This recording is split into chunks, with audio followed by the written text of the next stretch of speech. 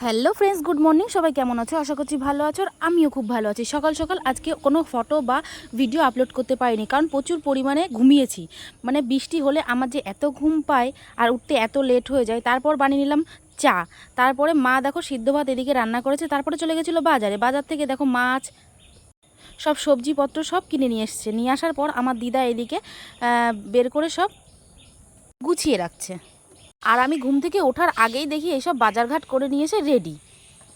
কিন্তু এবার আমার কাজ চালু হয়ে যাবে। যদি বলো কেন, এগুলো এখন কাটতে হবে, ধুতে হবে, সব কিছু আমাকেই করতে হবে, কারণ মা ভিজে পুরে বাজার থেকে এসছে।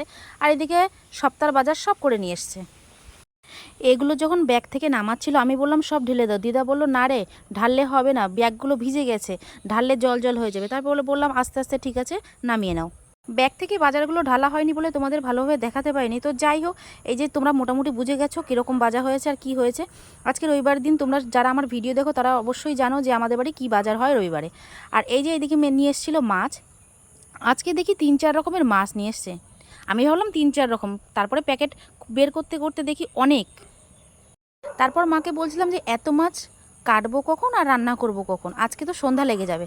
বলছে দেখ না কি নিয়ে এসেছি বাজার থেকে। আস্তে আস্তে প্যাকেটগুলো বের করে দেখি সত্যিই তো অনেক প্যাকেট নিয়ে এসছে। বলো তো এখানে গুনে কটা প্যাকেট আছে? তারপর এই যে এখানে কত রকমের মাছ আছে তোমরা একটু কমেন্ট করে বলো। আর এদিকে প্যাকেটের মধ্যে আছে খাসির মাংস। তো এবার রান্না হবে খাসির মাংস দুপুরবেলায়, লাল লাল ঝাল ঝাল করে। তো কে কে খাবে চলে এসো। আর কেমন লাগলো ভিডিওটা কমেন্ট করে জানিও। টাটা।